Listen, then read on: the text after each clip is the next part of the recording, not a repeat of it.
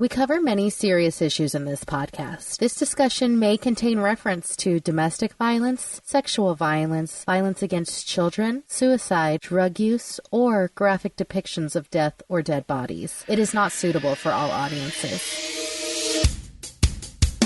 Tonight on Unsolved Mysteries Rewind, two friends get together to discuss episodes of their favorite television show, Unsolved Mysteries.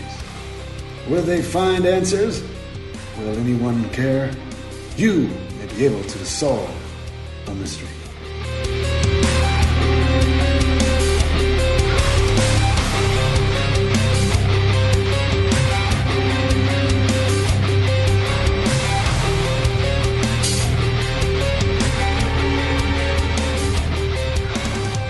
You are listening to Unsolved Mysteries Rewind. My name is Mark. I am on with my co-host, Kim. How are you, Kim? I'm doing great, thanks. How are you? Excellent. I'm ready for another series of amazing stories that have come our way all the way back from 1993. This originally aired October 13th, 1993, allegedly. It's also an Unsolved Mystery. This is Season 6, Episode 4 of Unsolved Mysteries that we're discussing today. But to just kind of jump right into it, I love how some of these stories just seem so common at first, and then they just kind of blow up. And I find that very often it's the simple ones that really get complicated at the end, or they leave you kind of wanting more. And I think maybe that's what this podcast provides for people. I hope so. You know, it's kind of like, for instance, we didn't get a photograph at the end of one of these. But I found one. But you found one. And I just remember thinking, like, I know you're going to find one. I have a lot of faith in your research and your deep dives and your, I don't think you would give up. You'd probably sketch one if you needed to. No, we will not create evidence. No, we won't. But if you guys want to see the picture and you'll know what we're talking about, head on over to Unsolved Mysteries Rewind Podcast on Facebook. That's our Facebook page, and we post all the episode resources there. Yeah, and come on down, talk to us and everything. If you like this podcast, please leave us 5 stars, nothing less. We're not worth anything less than that. We're worth less. No, but please leave us 5 stars. Anywhere you can, iTunes or wherever you can, just leave a review or just share it with somebody who might enjoy listening to true crime or unsolved mysteries, throwbacks. Or that'd be awesome. So this begins in 1974 in February. The crime actually does take place in February of 74, but yes, Zell Lossoff, who's this woman who, she seems like a nice enough woman. I don't know. I think she has some secrets to tell. She gets a late night. So cute. She is, but I almost don't trust her. Oh, I trust no one these days. I'm giving everybody the a little bit of the gentleman's stare. I'm just like, okay. What are you Fair all enough. about? Because there's money to be made under this story. So Zell gets a late night visit from her daughter and son-in-law. They're told that her son, Ted Lossoff, died. And they're thinking he committed suicide. And it doesn't seem to be one of these type of situations where he had any issues. He was a pretty successful person. Do we know what his career was? He's a doctor. He's a surgeon. Yeah. And I couldn't find too much about if he was like a surgeon to the stars or anything like that. But I don't know. But definitely a surgeon. He seemed to make a pretty good living, and he seemed to have acquired a great deal of wealth. But he committed suicide. Right, which, I mean, it happens. It definitely happens. Zell says, he's not the kind of guy who would have committed suicide. And while I believe her in this case, like, everybody says that about their loved one. It's just a hard pill for people to swallow. So she says she thinks he was actually murdered. Yeah, and there does seem to be evidence that kind of applied towards that. So So again, Ted was a well-respected surgeon, and he had married a woman named Wilda. Mm-hmm. And Wilda was a bit of a complicated person. At least that was the depiction. She would drink a lot, and she seemed to be going on these tirades. And you have a comment here that maybe there was infidelity as well. Yeah, I've heard that she was quite unfaithful. I got a lot of this information from a 1985 LA Times article called A Mother's Obsession, Justice for Son by Lori Beckland. And it says that, yeah, she was kind of known to get around. She was an alcoholic. And this whole episode just made me want a cigarette and a house dress and a nice martini or something. And I don't even drink or smoke. But with lounge music on in the background, of course. Exactly. Yeah, none less. So she was like a character. And they were actually only married for 27 months when Ted died. No. So on the evening of, I don't know if it was the evening, but I think when they're showing the video of it, it might be the evening. But she called the police on February 23rd, 1974, and said that Ted has a gun. Mm-hmm. There's also claims of suicide attempts by Ted. And I'm just kind of, there's no evidence of that, though. That's really just her word, right? Well, from the article that I read, it's pretty much presented as fact. Like, I think even Zelda says, yeah, in 1972, he tried to commit suicide. Well, we do, later on, there's a note that we talk about, and somebody did say that note is from 2 years ago. So that's where things get a little bit weird, too. Here's what the note says. The note says, Wilda, all I ever asked for was one moment's compassion and understanding. I love you, T. So dramatic. But it is dramatic, but to me, that's not even necessarily a suicide note. That could be a note that he just wrote and stormed off and went to go sleep in a hotel for the night. Like, that doesn't say, and I'm ending it all. Like, to me, that was not definitively final. That could be a lyric. I mean, you could look at a ton of my writings and everything and probably think, like, something's wrong with this guy. And maybe there is. Maybe there is something wrong with me. But I'm not going to commit suicide. If somebody's listening to this and I commit suicide, I didn't commit suicide. I was murdered. I will avenge you. I said this to my wife. Every time I see suicide, anything, I said, I just want to let you know that if I commit suicide, I was murdered. Because I don't have I know this is a very serious topic. I don't think I have it within me to electively make this choice. It's thank goodness I've never been so low to feel that way. And I really, really pity the people who are at that point and they feel like there's no other choice. Mm-hmm. So yeah, hopefully I'm not being too light about it. It's just, I don't think so. I don't think it's in me to, maybe I'm too narcissistic, but that's what I was thinking. Thank you. Thanks a lot. That's typical. No. It's typical coming from you. It's just in certain people or not in certain people, I mean, we talked about it a little bit with our last episode where the guy had a quote unquote suicide attempt and it was like, there is no way this guy would do it. And I could see that in you. I'm not calling you a narcissist. I know. I'm kidding. I'm not calling you a narcissist. Have narcissistic tendencies. Yes. I think we're all a little narcissistic. Oh, yeah. I'm totally narcissistic. I think, you know what? I read it somewhere that if you think that you're not narcissistic, you are narcissistic.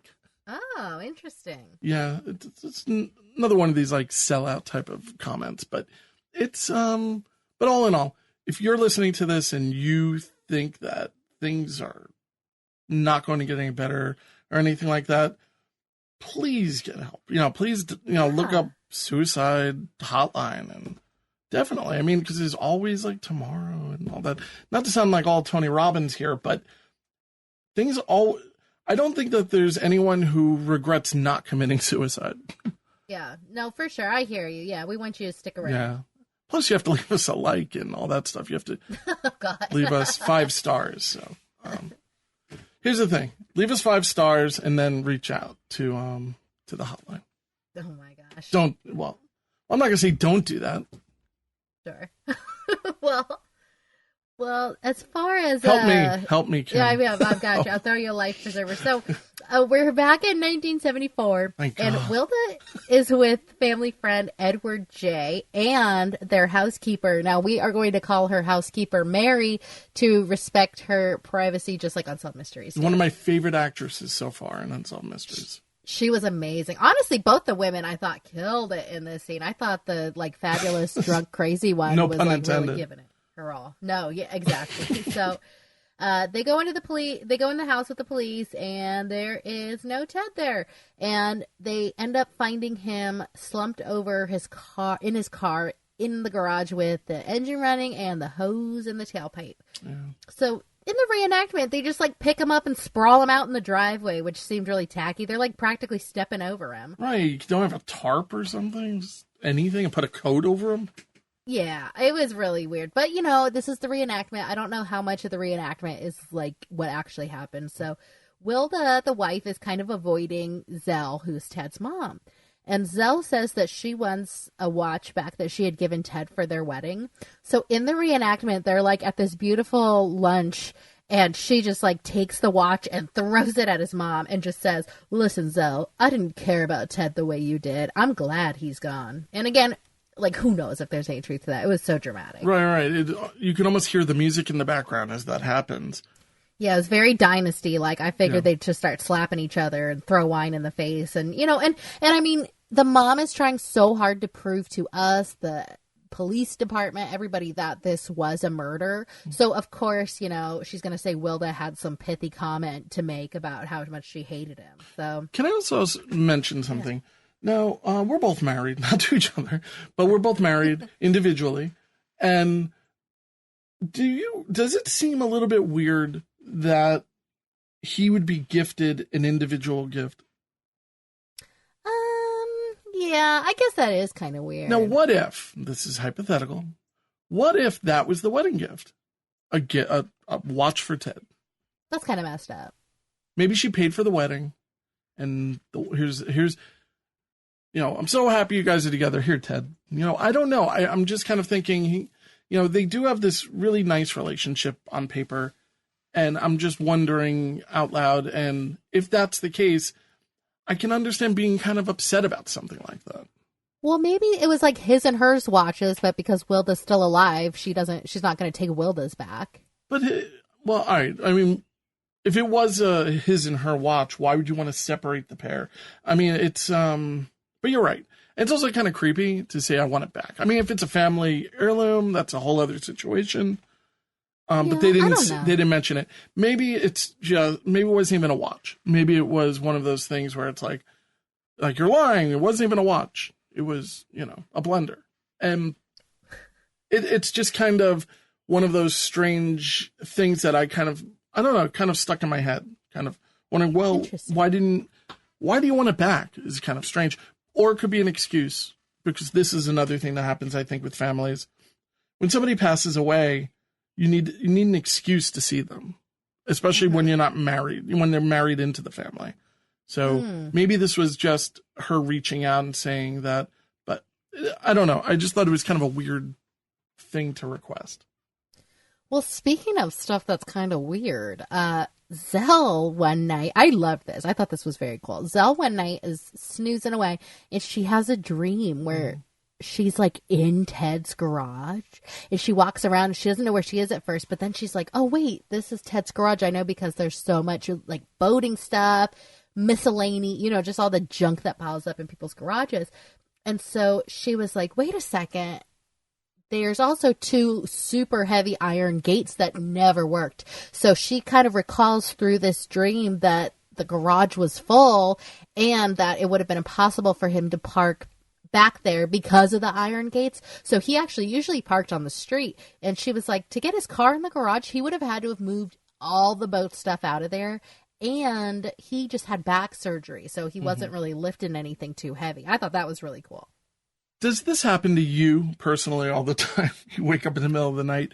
Because I feel like you have a very analytical mind, which is why I think that the research that is 99% done by you is the phenomenal research. Let me just add that. Oh.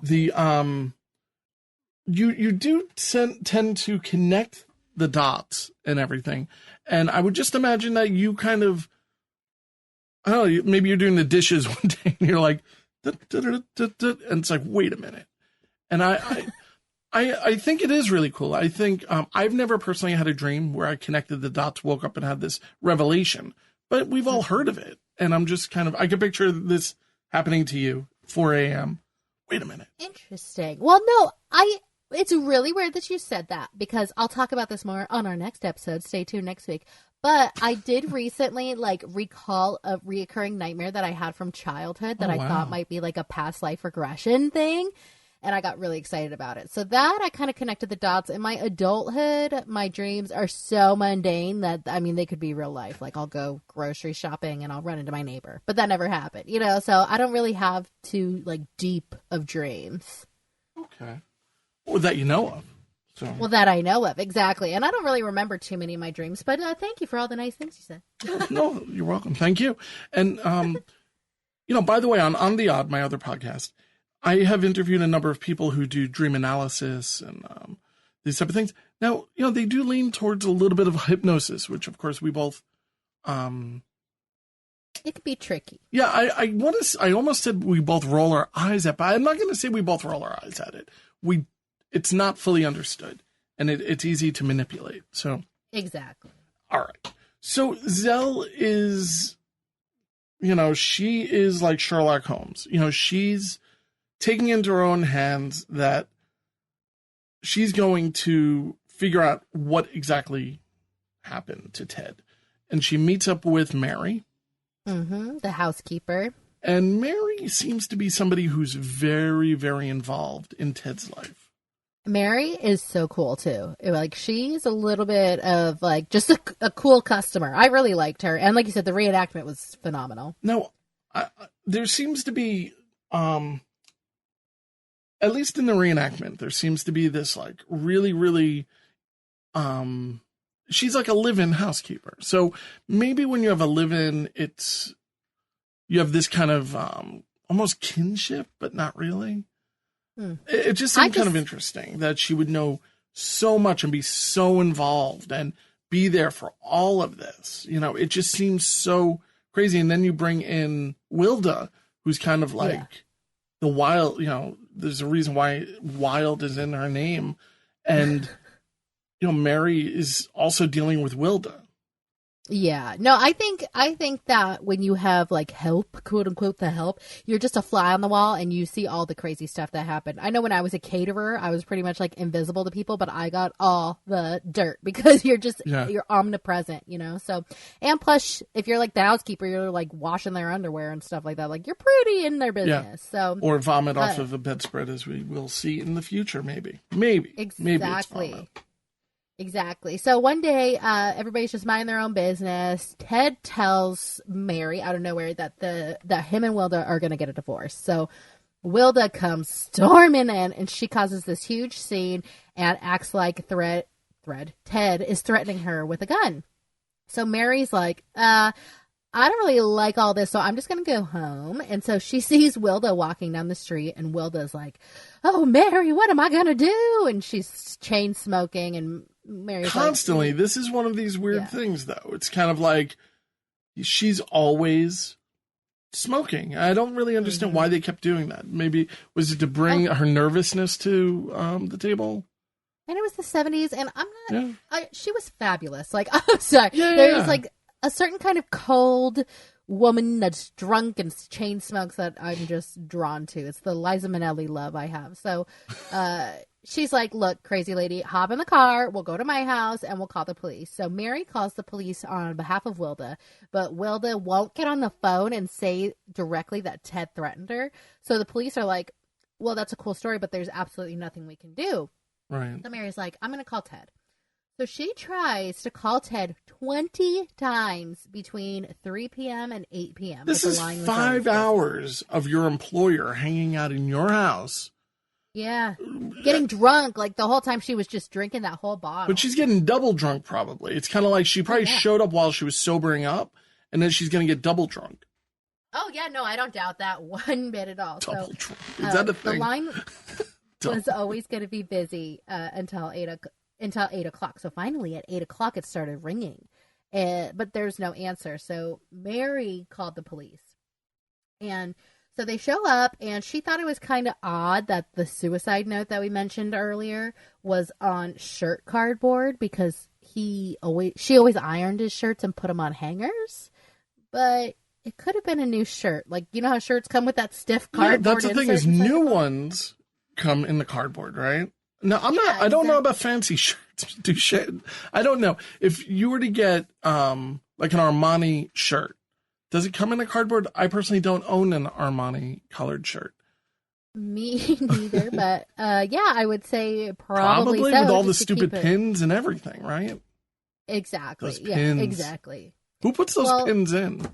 I don't know, but one time my dad thought he got bitten by like a black widow spider because his arm was all swollen and like bleeding and infected. And it turns out that he just forgot to take the pin out of his new shirt and it just kept poking him in the same spot, but it was like really bruised. It's a pin.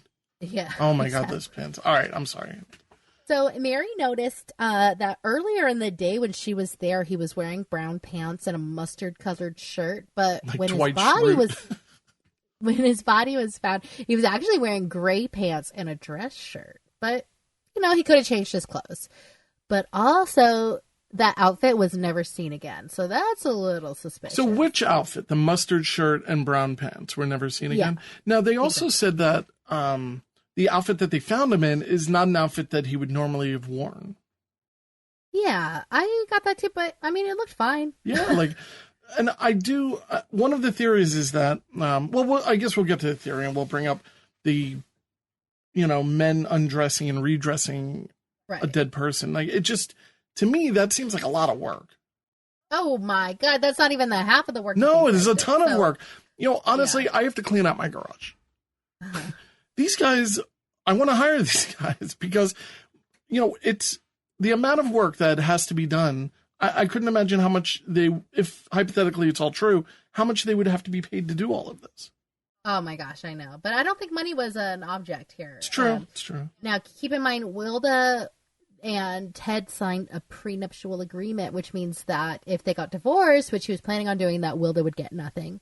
So when Mary goes into the house afterwards, after the body's sprawled out in the driveway, she finds several empty beer cans and 4 glasses and like lots of cigarettes. And he never drank. He didn't smoke cigarettes. And the brand that was found, interesting to note, is actually a favorite of one of Wilda's friends. So a week later, Mary's just doing her housekeeper thing, and she finds some unusual stains on the bedspreads. And she said, it looks like vomit. And so here's the thing. A week later, he's dead. And she is yet to change the bedspread. I mean, it could be a week later. Finally, today I came back to work. Could be. But it was in the guest room, and it's not like he died in the bed. So, I mean, as far as she knows, so I could see it happening. Yeah, I guess it's definitely possible it happened. Yeah. Yeah, so she's like, it looks like vomit. Wilda's like, oh, yeah, one of our dogs threw up on the bedspread. But Mary said that the dogs were in the kennel that night. So after washing the sheets, the vomit spots completely disintegrated, which, I mean, she washed them. Probably in bleach. Yeah, that'll make it really disintegrate. Yeah, I think they made too big of a deal about how it disintegrated. But passersby had noted movement inside the house long after the time that forensics experts concluded that Ted had died. And Mary said that she had seen a large stack of cash upstairs that was gone later that night. So because Mary is so cool, she actually used to be a nurse. And she said in this LA Times article, that man didn't commit suicide. And I said so that night. Someone did it for him. She had worked for 17 years at a hospital, and she had cleaned up after patients who died. And she was like, his bowels should have evacuated after he died, and he should have urinated on himself, which was common after death. And she said that his coloration had seemed very different from other carbon monoxide victims that she had seen. And that's the telltale sign. I mean, most bodies will release any type of pressure, to be as blunt as possible. And but yeah, it's really the color of the corpse that will determine. I mean, sometimes they'll turn yellow, or depending on, how they're killed. But I don't know what color carbon monoxide victims turn. I don't either. But I think it's a telltale sign, though. Yeah, and she seems to know her stuff. I mean, she worked at a hospital for 17 years, so I'll trust her. And she says that she told the cops that night, but because she's just a domestic worker, that police weren't taking it seriously. So This is just all the inspiration Zell needs. Zell already kind of thought something was up. So in 1978, she won a legal battle to have his body exhumed. And she hired forensic pathologist Dr. Irving Root to examine his body. And he said that Ted, shortly before his death, suffered a violent vomiting spell. Yeah. I know that there was vomitus in his like bronchial tubes and like in his esophagus and stuff like that. But there was no vomit in the car. What I find so weird about this is it seems like some cases it's so difficult to get a body exhumed. And I'm not saying this wasn't a difficult thing, but there has to be some reason to dig up a corpse, you know? Yeah.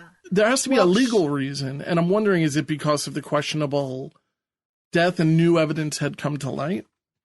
Yes. And she was super upset that when they did the autopsy, they were supposed to have taken 2 teaspoons worth of blood to test for any poisons or anything like that in his body. Yeah, toxic. And they skipped that step. So I think that was a big step in that decision to exhume the body. Oh, okay. I mean, if it's something that the coroner overlooked, I can fully understand. All right, you want to exhume it, then we'll definitely do it, type of thing. Yeah, but it still took 4 years. And I wanted to ask you, I don't know if you know about this, and it's one of those kind of weird questions, but okay, when a body dies, we pump it up with chemicals, formaldehyde, I think is still used, and that preserves the body on some level. But I'm wondering, at what point is the preservation no longer, relevant? They can still do an autopsy 4 years later. This is 4 seasons. I mean, granted, 6 feet under, but 4 winters, 4 summers. It's, God knows what came into the coffin. At what point, I wonder, and I am just kind of talking out, just wondering out loud, at what point do we draw the line and say, well, we can't really determine this because of the amount of decay? I don't know. I mean, there's new science all the time that they can test things, but it seems like with this one, the main thing was getting blood, and if he's embalmed, then we're not really going to have any blood left. So I don't know, and I'd love to know the answer to your question, and I will. Yeah, we're both going to be Googling it, and I do want to mention that Kim and I Google for you some of the scariest things that have put us both more likely on more FBI lists than we care to be on. Honestly, no, seriously, like how long does it take for a body to break down in a furnace? Like that kind of information. Oh my God, a future episode. Oh my God, that's... Well, not at this time. Not at this time. It'll be like 2 weeks ago. Oh yeah, but no, but we... Oh yeah. There's a future one. I was just like, my mind was blown on this one. Oh yeah. I know what you're talking about. That's a little hint for the future. So there you go. But like just today I was Googling how long does it take to fill a garage up with carbon monoxide before you are, affected by it. And this is something I've said. By the way, I'm never going to do this again after reading about it. Because I work on engines all the time in my garage. Never again will I do this. I will, even with the garage door open, people have died. And crazy. From now on, I will pull the car into my driveway and we will do it there. See, we're already saving lives on Unsolved Mysteries Rewind. It's really a service that we provide for my own personal life. But I do want to say that sometimes we do some of these scary searches and we are reporting the best that we can. Yeah, absolutely. We're trying our hardest. We're not reporters, but we try. So Zell's theory, basically, that she kind of has come up with is that Wilda had hired people to beat up and kill Ted, and that she thinks that he had been overpowered by at least 2 men who forced poison down his throat. Oh my God, that reenactment was very dramatic. That was the way I pictured in my head if it was really happening. Very scary. Yeah, it was. And they took the phone off the hook. They forced poison down his throat. He's throwing up. They cleaned him up, dressed him in new clothes, emptied out the entire garage. Yeah, where do they put everything? That is a great question. They never covered that. Great question. Yeah. But a big messy garage that you cannot fit your car into. Yeah, one that you walk around to try and find something and you're like, you know what, maybe I'll just buy a new one. There's no way I'm finding it. Just burn the garage down. Exactly. So they had to have then forced the gates open, pushed the car into the garage, moved his body into the car, closed the garage, locked the door from the inside, closed the gates, went back in the house, put the phone on the hook as a sign to Wilda that the job was done. So in March of 1982, 8 years after his death, the coroner finally ordered an inquest into this death. And it's really interesting because Edward J., a witness who knew the family, had testified that the suicide note was written by Ted, but it was written 2 years earlier. Yeah. He also testified that after the body was discovered, Wilda came running down the stairs with Ted's glasses and asked Edward to put them on Ted's face. So strange. Yeah, and she remarried the next year. On May 1st, 1983, Wilda OD'd on drugs and alcohol, and she died. And 2 years after that, his cause of death was officially changed to undetermined. But there's not really anything we can do because the main suspect is dead now, being Wilda. So Zell died in 2010 at the age of 101 years old. Oh my God. Good. God bless her. I know. I felt so bad for her. She's at the end of I take back everything I said. I love her. She's like, maybe one day I'll be able to sing again. That's all I really want. And hoping to find closure. And sadly, no, nothing really happened. She died. Everybody in that family's dead from what I could tell. Ted's sister's dead. Ted's obviously passed away. So just very, very sad story. And we'll put a link to their Find the Graves. Yeah. Do you want to do that? I mean, should we do that? I don't know. Is that a violation? I don't think so. Oh, I don't think so. I think it's a nice way to memorialize some of these people. And I don't know. It's a great website as well. So it's very interesting to find out if you have famous people buried around you and all that kind of good stuff too. Totally. So shall we dive into Wally's Hidden River? Dive into the river, which I think is a stream. This is a weird one. This is something I think we both will agree that you cannot take things to the grave. All right. Yeah. In 1927, actually, you start this one. You're so much. Okay. I love listening to you tell the story. I'm so sorry. All right. Oh, no, please. I'm happy to. So 1927, prospector Earl Dorr drove into the desert because of an old Indian legend that said that there's a river hidden under the desert. It's full of gold. And we're talking like the Nevada desert. Yeah. So according to a signed affidavit, Dorr and his sidekick found the entrance to the cavern, which led to the river, which was 3,500 feet under the desert. The river was 8 miles long. The men explored it for 4 days and found a ton of gold. So Ralph Lewis, who's a local historian / miner, says that Dorr probably found an underground sluice where water comes through and it has enough force to kind of whisk away the lighter rocks and sediment and stuff, but it keeps the heavier minerals, which stay like gold. Well, I do want to just mention, I think you and I both mentioned that we've both been suckered into doing one of these more comedic panning of gold. Yeah. And what it is when you do that, it becomes a slurry, and that's where kind of sluice comes. I never heard of the word sluice, but I think that's where the slurry comes from.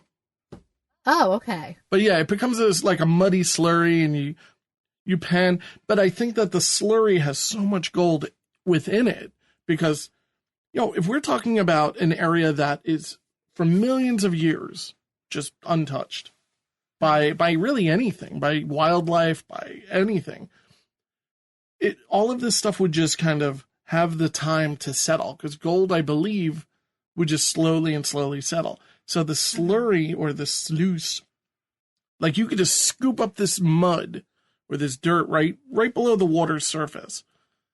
And I mean, right at the on the bottom, the water floor.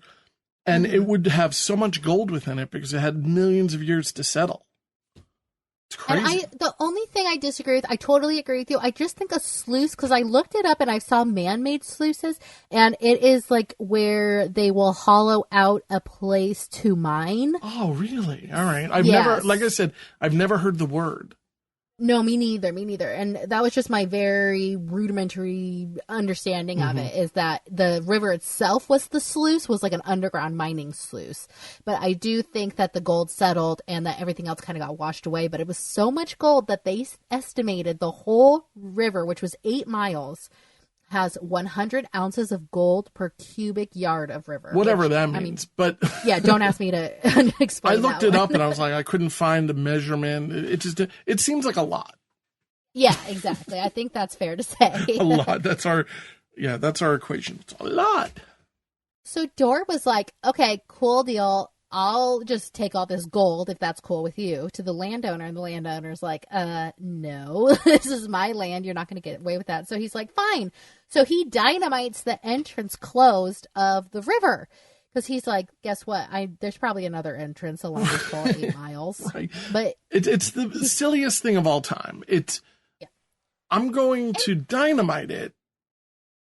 I mean, he also didn't tell the landowner that he found this, right? No, he told the landowner, and the landowner's like, get off my property. So he's like, fine, I'll just blow up something on your property so you can't get the gold either, which is crazy. I think finding another way in was probably a pretty common thing, right? You would buy the property next to it. I think the movie about gold, about oil and everything, kind of references this. You know the one? Oh, okay. It came out just a few years ago. Super violent movie about this oil guy and the whole milkshake. Yeah, I drink your milkshake. Well, that's essentially it. Oil, something like that. You know, if you think about it, he put the straw in another location and took out all the oil. Oh, okay. And and that's what that's a reference to. And I think that this was a pretty common sneaky tactic. You would just kind of go down the road. The oil's over there too. Yeah, exactly. There Will Be Blood. Yes, thank you so much. Good movie. Thank you, Google. So he was never able to find the entrance again either. And then we fast forward to the 1980s. Rocket ships are going up by NASA, and they're taking really good pictures that we've never had this good a quality before. So they're shown to scientist Wally Spencer, actual name Robert Wallace Spencer. And he thinks that he found where the old river was. I was hoping you could explain this because I know you got it more than I did. So yeah, basically, you mean about why it's there?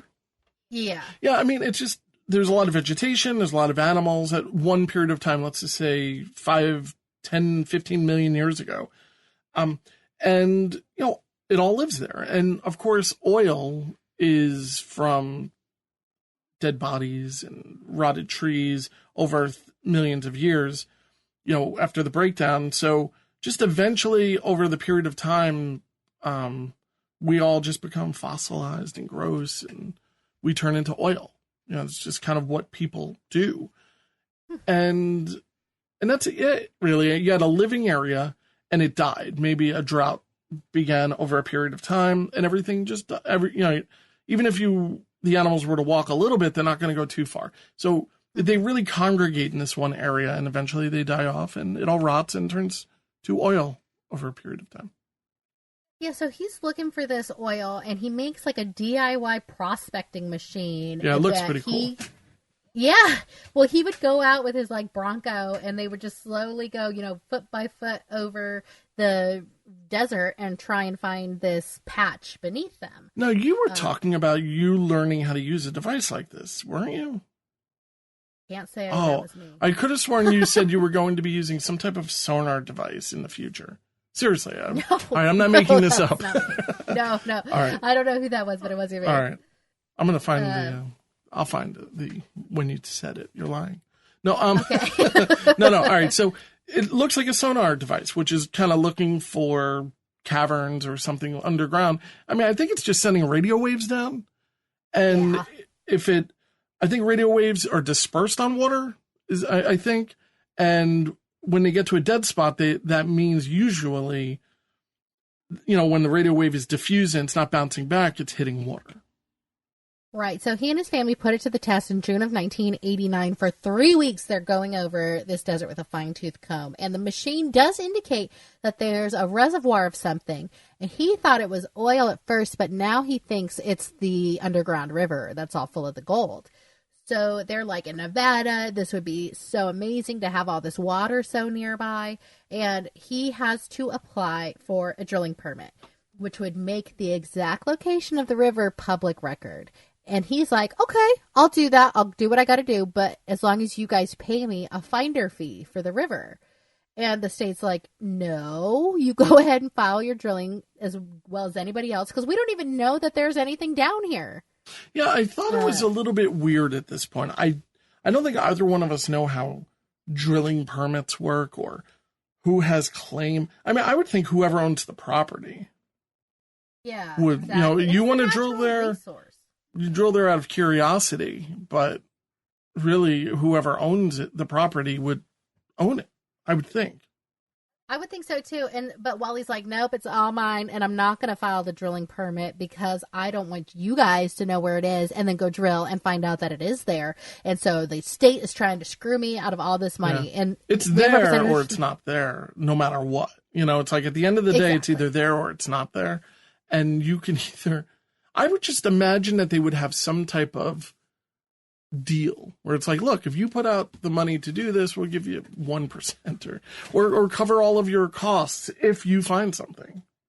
I think this was so crazy because he didn't even prove at all anything that there was any water there. So why would they put that forward? And they talked to a couple people from the Nevada Water Bureau who are like, this guy's cuckoo crazy, basically in so many words. So. Yeah, they were comparing what he was doing to the rods, to like a divining rod. Yeah, which can be accurate, but at the same time, it's a very unexplained phenomenon. Which is kind of perfect. But it's really there was no real evidence of what he was talking about. And then we're going to dial the craziness up just another notch because Wally and his wife, for some reason, hire investigators to see if his house is bugged because they think the government must be listening so that they can get the location of this oil. So the people come, or the water. So the people come. I love these guys. They were awesome. The guy was snapping at him, hey, come over here. But they find out. Yeah, exactly. They find out that his house phone was bugged and they find a listening device behind a painting in his room. Those guys are scamming him like there's no tomorrow. That's guys put that in there. This is so preposterous. They think that the government snuck into their house and put these listening devices in. That is crazy pants. Now, here's the thing. Is Beverly even admitted to not... I mean, I think she admitted to not even knowing where this is, right? No, she said we don't talk about it. But she also didn't ever find anything. Well, the last we know, because we're kind of left with an update, that she has filed 16 water rights applications, which are still pending. Yeah, I haven't found crap about that. And I would think, this is almost 20 years later. Just a little side note, she wasn't even his wife. Right. In his obituary. Yes. She's actually his side piece because he's actually married to somebody else, but they only refer to her as his wife in the Unsolved Mysteries. Yeah, I mean... Which makes me wonder how much claim she would even have to this anyway if she's not even married to him. So I don't know. It's all so ethically sketchy. I don't think anybody was scamming them or listening to them. But we'll never know because he died in 2003 and that's it. Yeah, it's kind of a strange thing. But it really does mean hypothetically, if he had found this, he probably could have become a very wealthy person from it. He could have found a way to become wealthy from it. But his greed really got in the way. And you brought up, you think that's kind of shady and maybe unethical to hold back natural resources. I absolutely think so. In the desert where this water's coming and he's hogging this natural resource, which he did not put there, and it wasn't even his property. And he's hogging a natural resource until he can cash out. I don't like that. I think that's immoral. I think it's unethical. I don't like it. Yeah. And it was a kind of definitely a weird type of thing. And with the advent of more technologies that are like this, like ground penetrating radar and other things, and the way the entire Earth is now mapped from space, unless of course you believe flat Earth, but which we do not.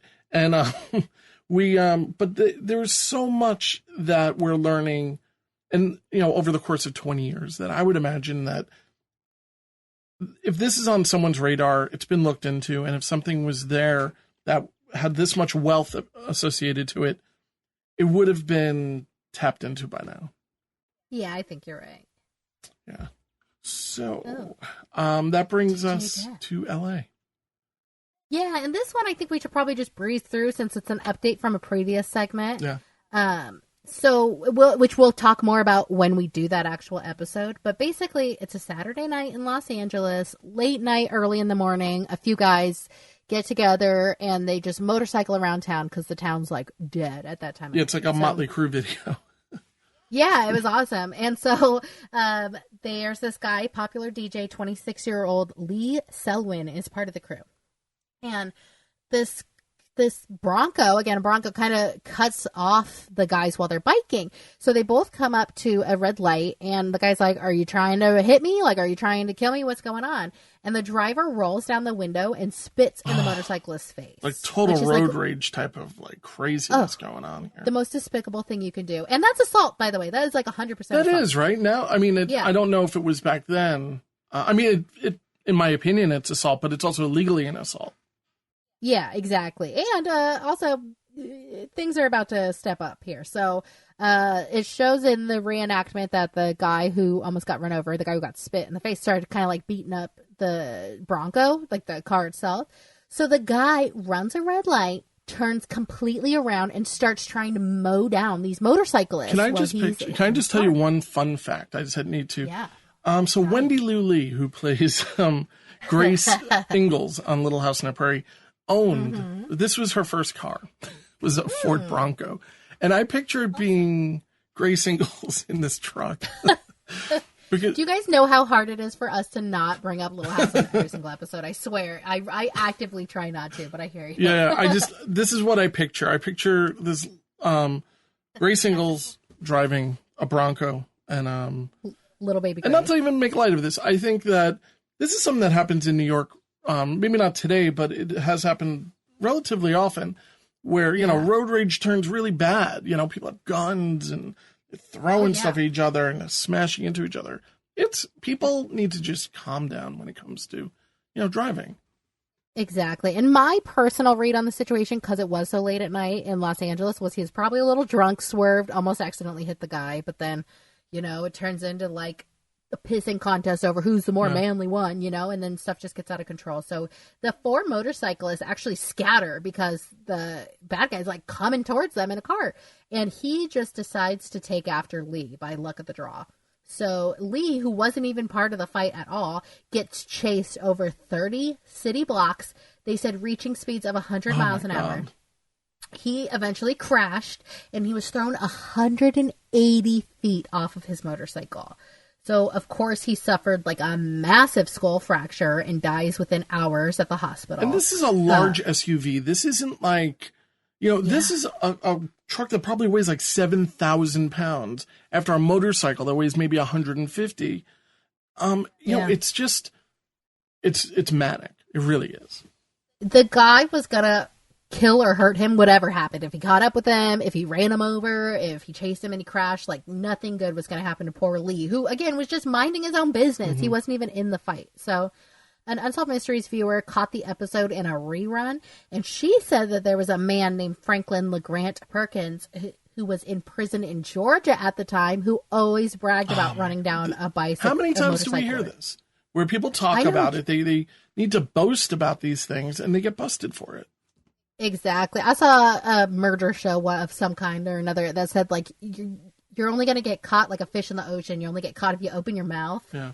And it's like, God, they do just have to brag about it. I don't know if it's a guilty conscience or what. So the police actually get a picture of his mugshot and they show it to Lee's friends and they ID him from the photo lineup. So 5 days before he was supposed to get paroled in Georgia, he's arrested and they take him back to L.A.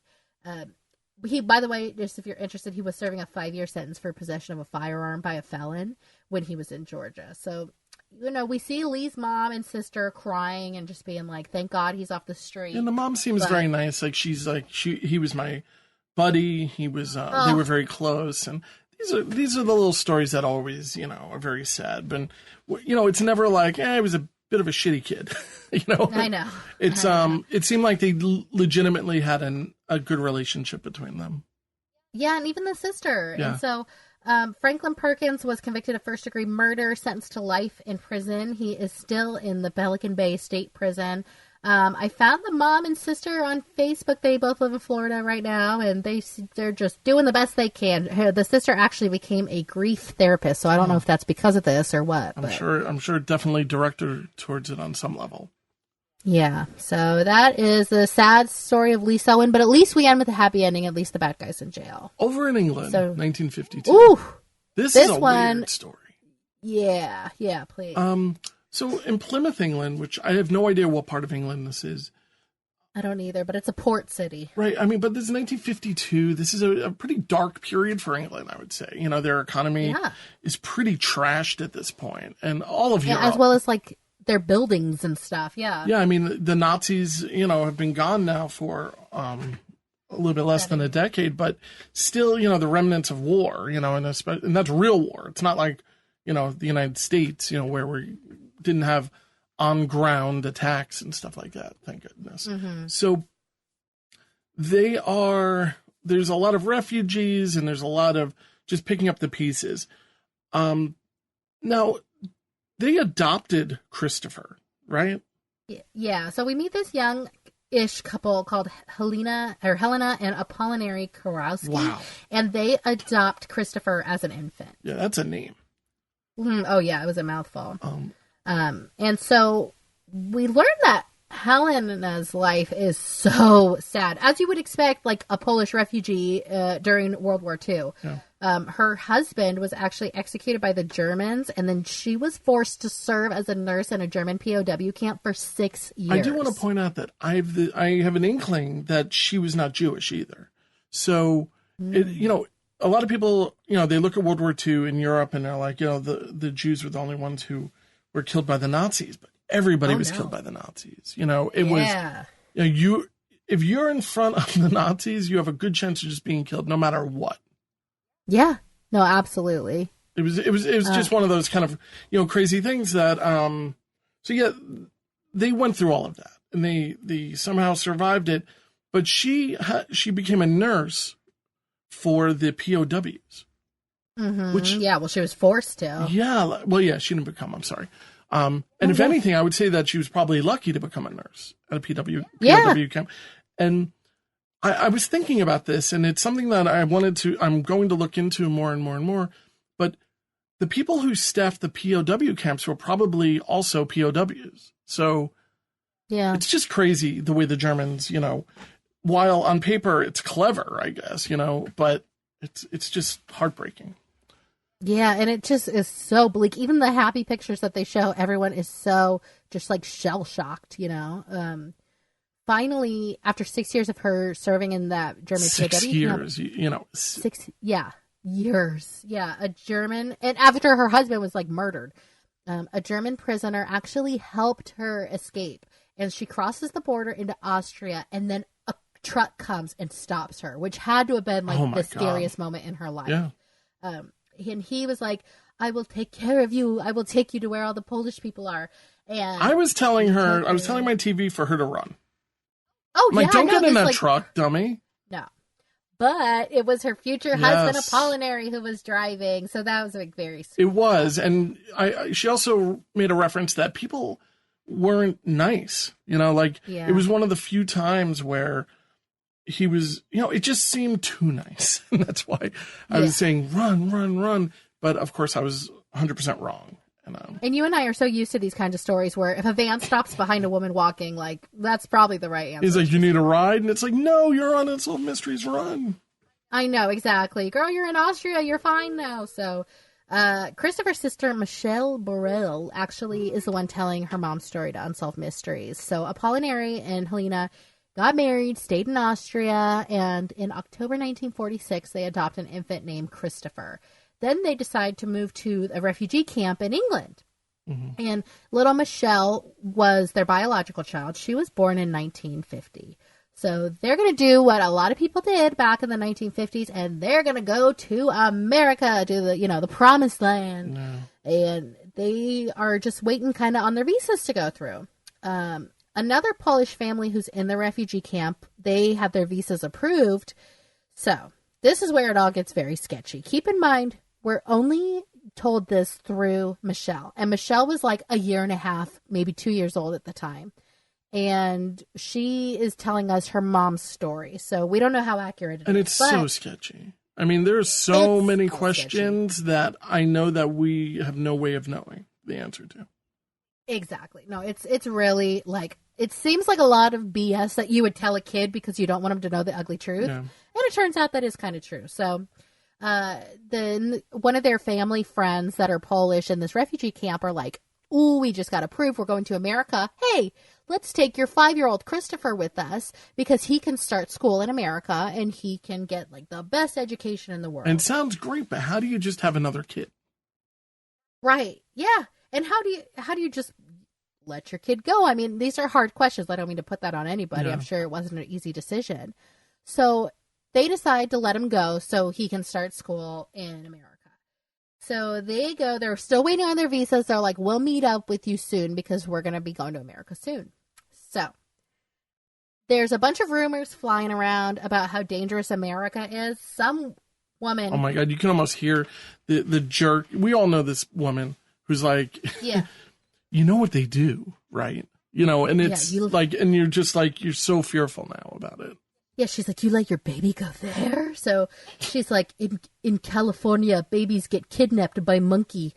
And it's like, wait, and that was what? That was the straw that broke the camel's back. Yeah, so they're like, oh. A ludicrous story. Yeah, they're like, we don't want our babies to get kidnapped by a monkey. So they decide to withdraw their visa application. So allegedly, they write the family that took Christopher, the Bogajewskis, and they ask them to send Christopher back to England. And the other family is like, no, we're going to keep him. Can you imagine the effort that would take? And the money? Yeah, what are you going to do? Put him on a ship or something by himself, a 5-year-old? Like, it's crazy. I mean, and he started school. He's in California, right? I mean, it's like the kid is in California in the early 50s, right? He's fine. Yeah, I mean, it just doesn't make sense, like, to me. He's, like, learning about American culture. He's just settling in. I think it's so cruel for them to want to bring him back. It just like really bothered me. War-ravaged England in a refugee camp. Yeah. So the other family's like, no, we're absolutely not going to send him back. So our family, Helena and Apollinary, they go to the Polish consul, and here's where it gets really sketchy. They can't prove that Christopher is theirs because Christopher's adoption records had gone with him to America. Oh, now, why on earth would you do that unless you gave your child to somebody else? Well, this is what I think happened. I think they signed the parental rights over. Yeah, I think so. They had to have. Yeah, I think so too. Because why? I mean, how else are they able to make all these decisions for him? Put him in school, not send him back. And let's be real here. I think that this is a little bit more. I think that this was our visa got approved, and we said that we have 3 kids, but we have 2 kids, and for X amount of dollars, you can send your kid.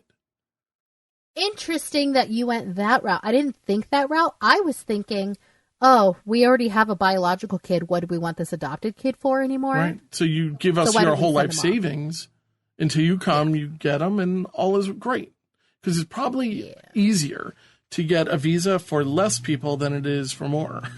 So, I mean, if they're approved, they have the extra seat, why not?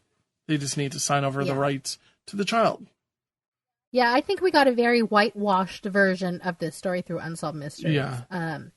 Helen Apollinary and Michelle actually settled near Nottingham, England, and they continued to write to Christopher's family, never got a response.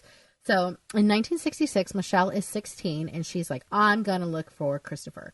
So someone tells her to write the American embassy and to put a letter inside for Christopher. Now, in 66 in England, things are a lot better, you know. Oh, groovy. Yeah, groovy. But yeah, I mean, things over the past decade 13 years, have improved greatly.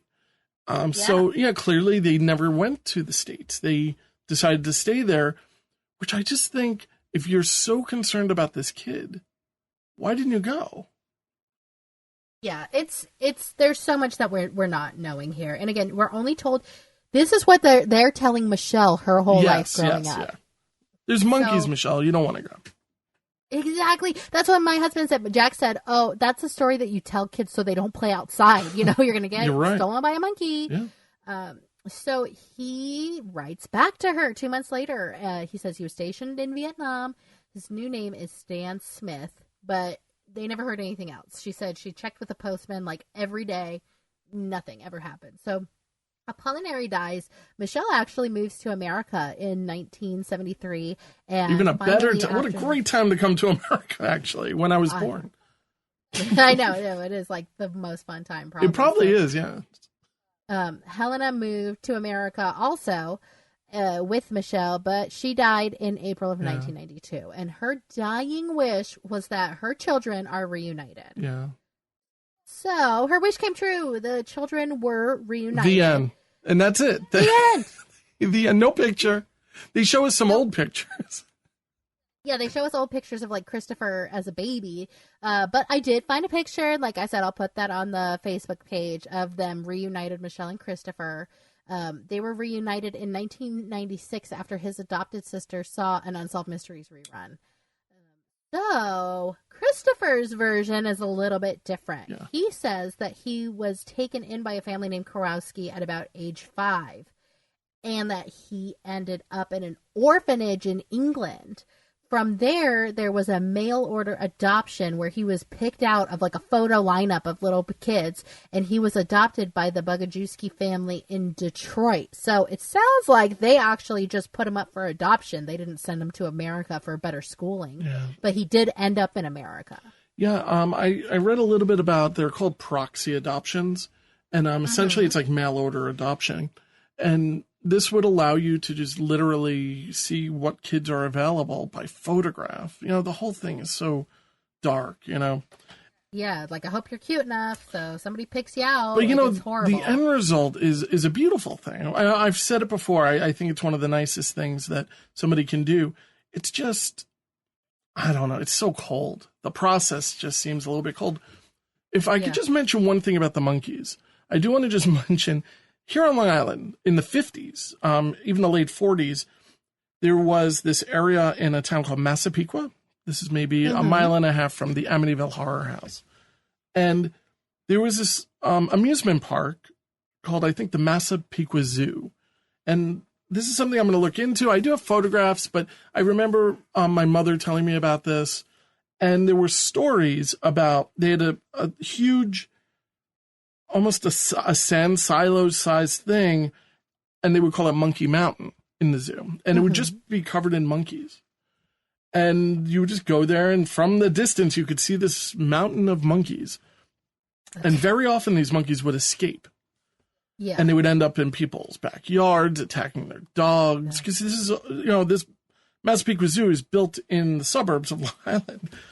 Yeah. And there is a story that I need to look into it. But I do remember my mother telling me a story about a baby being attacked by a monkey and it being kind of worldwide news. Like it was like a big deal. And as a matter of fact, it might have even been the reason why they shut down the mountain, you know, why they got rid of them all. And it's just a weird thing I just wanted to bring up. It kind of triggered this memory of mine. And I wonder if that is the story that kind of, you know, went overseas and they thought there's monkeys everywhere, but they were going on the other side of the country. They were going to California while this is in New York.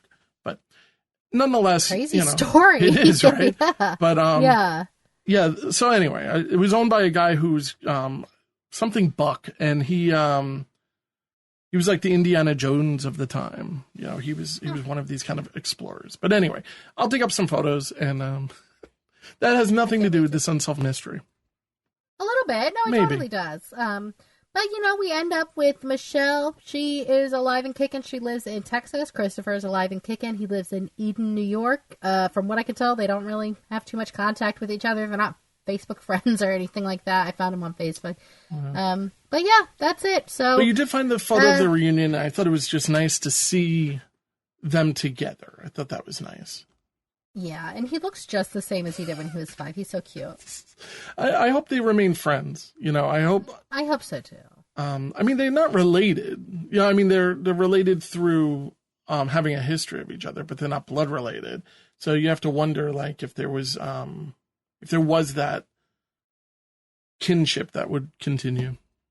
Yeah, I don't know. It seemed like she was all about finding him, and I'm sure there was quite the lore of him growing up in her household. And he, as far as he knows, was just given up at 5 years of age, and I think that he had probably less of a connection, but that's just the story I'm putting on it. But yeah, no, we end with that nice, happy 1996 picture, and it'll be on Facebook for you guys to evaluate like we do. Yeah, this has been, I think this is one of those episodes. It's kind of a smorgasbord of so many different times and things. We do tend to come back to this adoption story over and over again. I mean, theme. And I don't know. I think that we'll continue seeing this pop up more and more throughout the other reviews of Unsolved Mysteries. Mm-hmm, yeah, definitely. Lost loves. Tonight we have been confronted with an entire catalog of unexplained and unsolved events. Tune in next time as Unsolved Mysteries Rewind discusses another collection of unsolved mysteries. Until then, we can only look and wonder.